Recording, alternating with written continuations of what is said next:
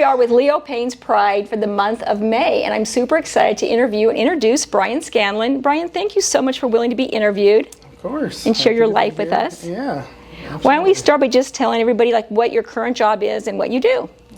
So currently I am the Express team manager, I guess is what we'll go with there. Also a master tech. Did that for about 3 years before I took over this role. Okay. And so yeah, now I'm just in charge of spearheading Express. Yeah, that's awesome.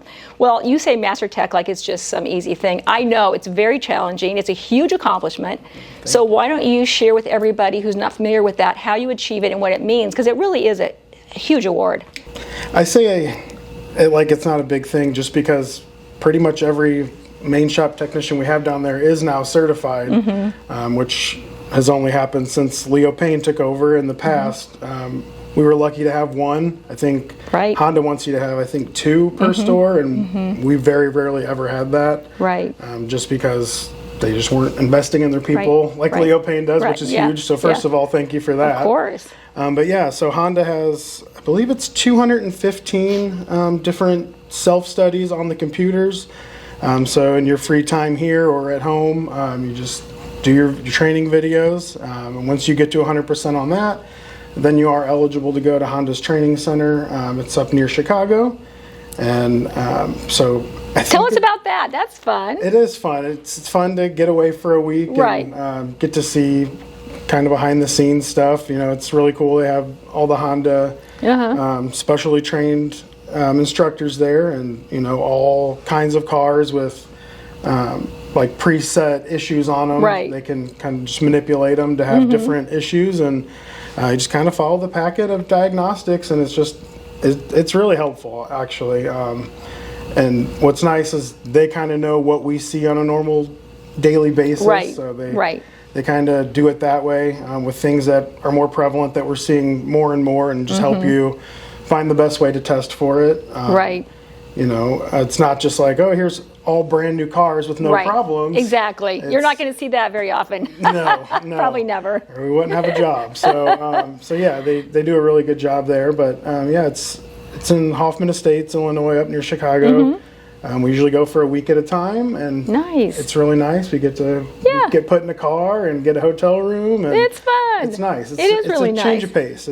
It's nice. So. Well, I'm always amazed at your brains, because it's not like at the old days where you changed oil physically, this and that. It's computer. Everything's technology. Yeah. So I mean, share a little bit about that, because it's a computer brain. Yeah. So I went to tech school. I went to UTI, which is actually up near the training center up in Chicago. I was there from 2006 to 2008. Okay. And it was a lot different back then. Like you said, it was pretty modernized. But, you know, people still think, oh, my car's not running right, can you fix it? It's like, well, no, it's not that simple. It's not.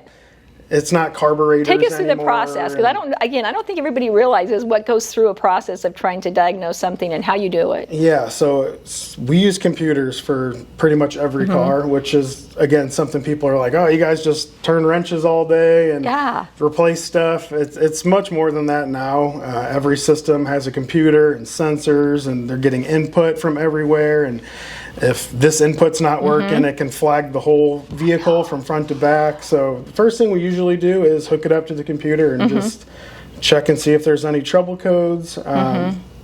It's the first place to start. And sometimes it doesn't always throw a code, but it is acting funny. So, so then there's data lists of every sensor in the vehicle, and we can kind of go off that. And Honda has a really nice troubleshooting guide. So you just kind of start at the top, and it's obviously a lot easier if you do have a code. You know kind of where to start. But yeah, Honda makes it pretty easy from that standpoint. They at least give you a guide on where to start. You should be headed. Well, again, I'm impressed with the brain that you got, that all of you have, because I'm like, it's not easy. No, it's not. It's very complicated. It's definitely different. It's very different. My grandpa's the one who got me into cars, and so he's just used to carburetor adjustments, or there was 10 wires on the entire vehicle, so it was pretty straightforward. Right. And when someone's like, "Oh, can you fix my car?" It didn't usually require anything. Right. So you're like, "Yeah, I could." Yeah, I could look at it. I could do something, but now it's definitely it's like how many chips are in. That's the other thing. How many chips are in these cars now too? And these wires are so sensitive that you can't. You shouldn't really repair them as much anymore. Right. Just replace the whole harness because like I said, so many sensors, and they pick up just the slightest bit of resistance that it's not used to, and that can cause problems. So, that makes sense. Yeah, it's very different. Well, thanks for going in the weeds with me, because I just find it so fascinating. Yeah. I think it's great. It is. It's pretty awesome. Well, I'm proud of you, because again, it's a huge achievement. Well, thank you so much. And it takes a lot of dedication, to take the test and say, I'm going to commit to that. And I think it's great that Connor made that a goal too, where he wants everyone to have that opportunity. Exactly. So it's just a win-win. It really is. So you're a new manager / lead. I'm not sure exactly what the title is, but I'm going to say manager. So how has that been the shift for you coming, with this new promotion? And it's been different for sure. Like it's kind of hard to step back and guide people. Right. But the reason I ended up taking the job, and because I had just become Master Tech, and I was ready to really dive in there, but everything leading up to me becoming a Master Tech was just all the help of everyone else in the shop. Right. We still have a great group of guys down there that are just so willing to help. Right. Like I said, I went to tech school in 2006 to 2008. And then I worked at a dealership for like 3 months, and then the housing crisis and all that hit. Yeah, yeah. And I was in a union shop at the time, and everyone got laid off. Right. So then I worked in a grocery store for 12 years. So I was not in the industry for a very long time. And then when I came back, I was nervous. Everything changes daily. So you take 12 years off, it's completely different. Starting fresh, really. Yeah, and I was so nervous coming in, but we just had like I said, a great group of guys who are just more than willing to sit down and help you with anything. And when the time came for me to be able to do the same and help teach our new guys, especially starting at the very bottom and Express, I just wanted to kind of give back and take that opportunity. So that's great. Well, it's so much more than just training them. It's also, like you said, it's usually a younger person, and you're mentoring them in so many other ways that you may or may not even realize, which is also a reward in itself. Yeah, and it is different. I feel so old being with all these fresh out of high school kids. I know, but it is great. You're going to look back. That's one of my favorite things I always say with coming into work, is seeing somebody maybe that did start off as a porter and now they're a manager somewhere, and to watch them grow and their life unfold. And exactly, it's pretty awesome. They have the new job, and then there's a girlfriend sometimes, and then they're buying a house. And my husband always jokes and says, "Great, we love hearing that, because more in debt, the harder you're going to work," which is what we did. We all worked really hard. Exactly, yeah.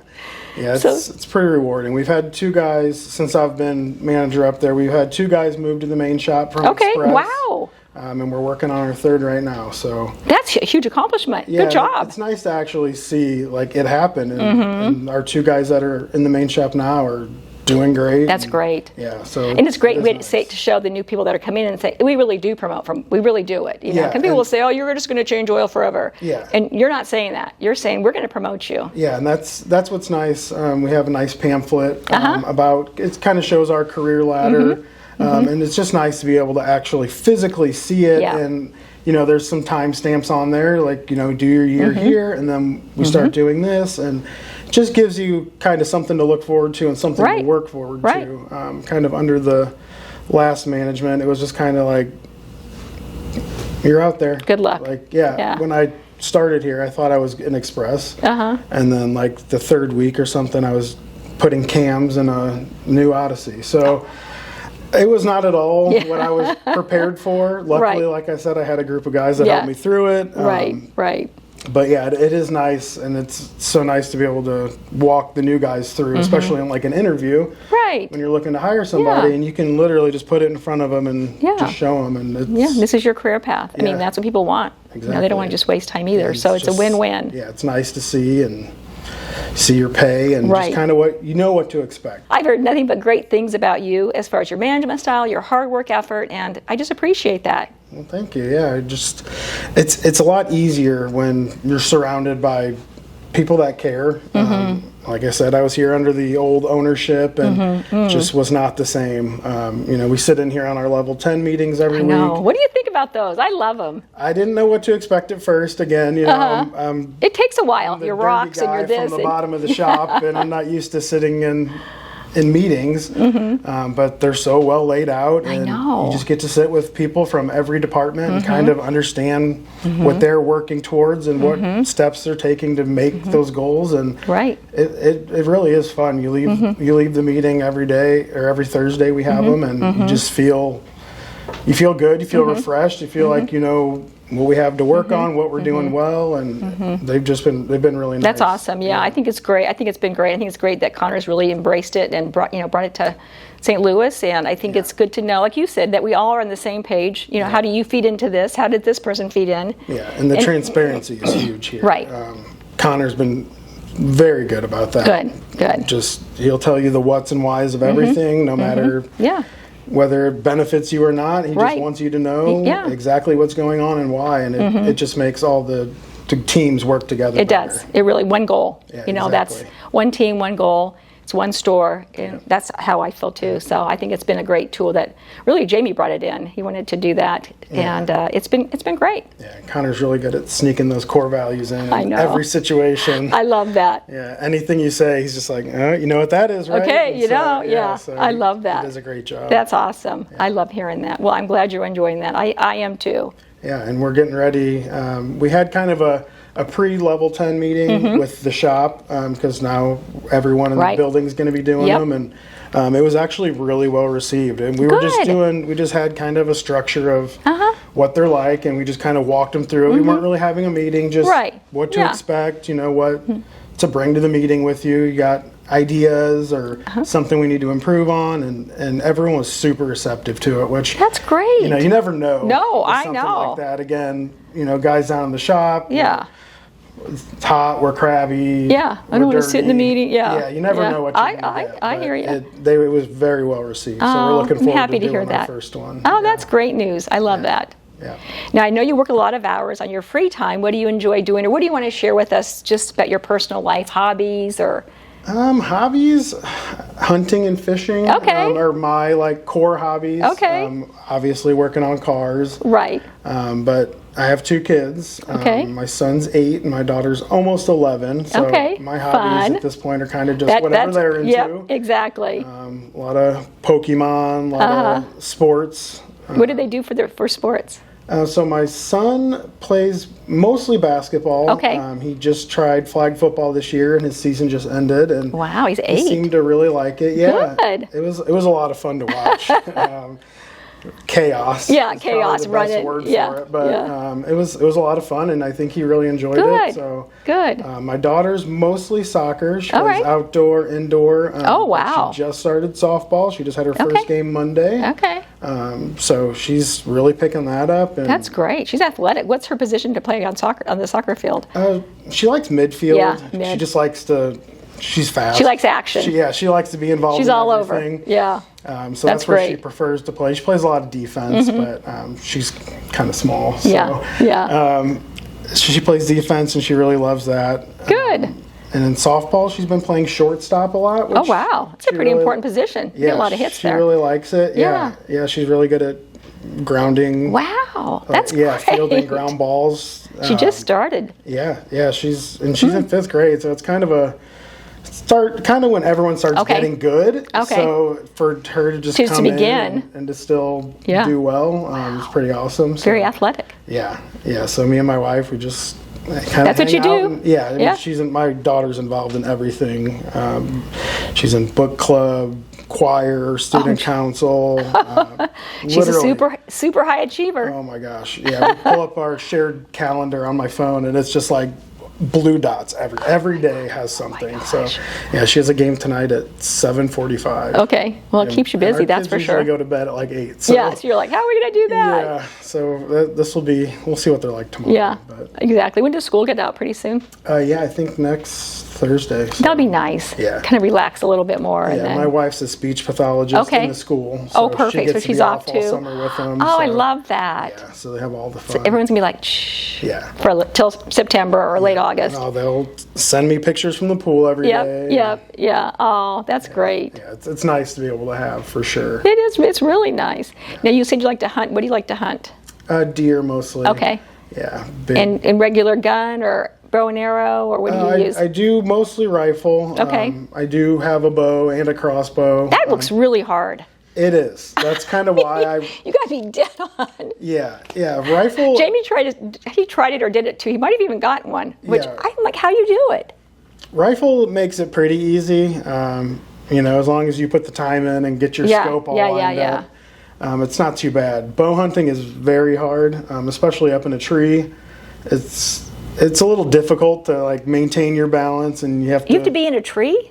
Yeah, we hunt about. Oh, I didn't know that. 20 feet up in the air in a tree, just on a little rickety ladder and stand. Yeah. I didn't know that. I thought you'd be just behind a bush. You can. You definitely can.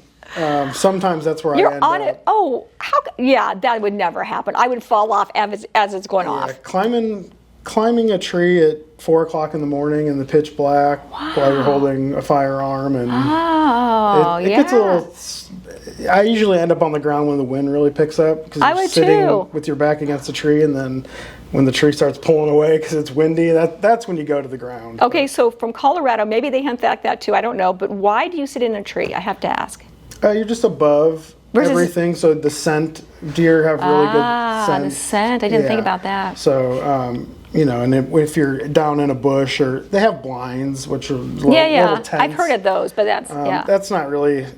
I don't prefer those, but I like being up where your scent isn't really. Never heard that play. before. Yeah. I love learning something new. Yeah, it's a lot of fun, and it's fun to just watch. I love nature in general. I do too. So, I do too. There's a lot of seasons I come home with nothing. Right. Just because sometimes, especially if it's more than one, like I have a video on my phone of like you have to send 15 you have to show just it to like us. Walking around me. And at that point, you kind of just sit there and I can't watch. do it. Yeah. It's so pretty.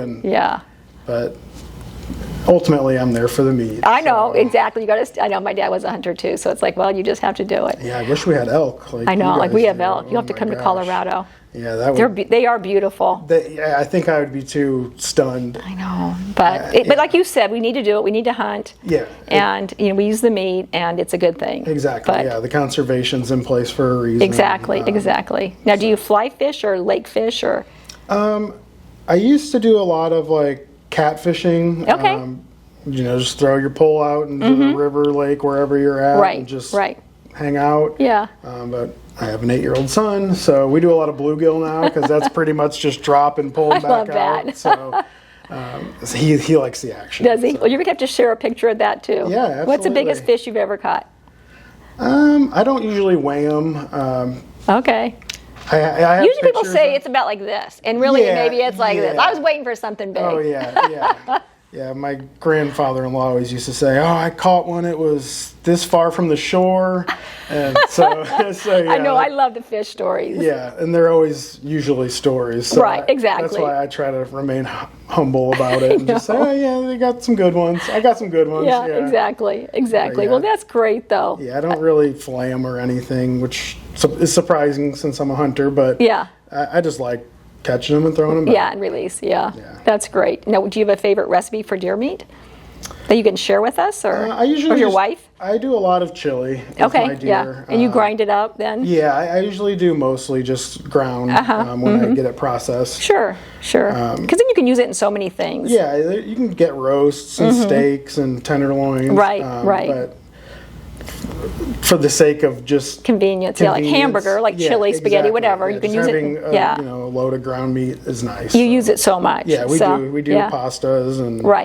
everything with it. And the chili is really good. Yeah, we love doing chili at our house. That's awesome. I do too, especially when it gets cold. Yeah, exactly. You just set it in the morning and got dinner when you get home. I know, it is perfect. When you're busy, that crock pot is a huge help. I agree. We use it all the time when the kids were little. Yeah. Makes it easy. Oh, yeah. So, Brian, if one of the younger, newer people are watching you and they're like, wow, he's a manager, he's a lead, what would you say to them? How can they achieve the job that you have now? If I'm coming to you saying, I really want this, what do I need to do? What would you say to me? So I had no plans of doing anything automotive. In my life, I just liked cars growing up, worked on them with my grandpa. we were like 2 weeks from graduating high school, and some guy just happened to come in and give this big presentation about coming to their tech school, and I was like, well, I could do that. Right. So I did that. And the first thing he told me, he was like, well, what kind of experience do you have? And I was like, well, you know, just very minimal stuff. I do stuff occasionally. I work on, change oil. And he told me, he was like, well, between now and the time you start school, just get experience. Just be around it. If you have friends who do it, get in there, help them. Just being around it helps you familiarize with it. Right. So really the best thing to do is just do it. Just do it. Chances are, if you want to work on cars, you probably have a car. Right. So just practice and see if it's for you. It's one of those things that's kind of nice. Like, you know, you could practice at home and see if you think that's for you. Right. See if you like it. Yeah, unlike something you need a degree for, where you can't really practice giving someone therapy. Nope. Not legally anyway. That's true. So it's just something that's always going to be there. So, right. I definitely, that's why I encourage people. I'm like, if you just want to get into it, see if it's for you. If you have a passion for it, do it. And if it's not a long-term thing for you, you'll at least pick up skills that you can use for the rest of your life. And so I always encourage people, especially, you know, friends that we have now, if they need something done to their car, I was like, yeah, I'll absolutely help you. You don't need to pay me to do it. I'll help you figure it out. And then, again, that's just stuff you can always use in anything, really. Once you get familiar with tools and problem solving, you can pretty well figure out anything. So. That's true. That's great advice, so thank you. Yeah. Well, Brian, I appreciate your time. Thank you. I know you're very busy, but it was sure nice to get to know you a little bit better. We appreciate you. Thank you. And all your hard work. Well, 100%. Thank you. None of this is possible without you guys. Like I said, just the overall camaraderie and morale. It's just like an actual community here now, which is, I love hearing so that. Nice. And there's direction and there's a future. That's kind of something we always struggled with in the past. Was, are we going to come to a locked building on Monday? So no, we're committed. Oh, yeah. We have the new store coming, and it's great having the next generation with Jamie being the new leadership, because we're getting old.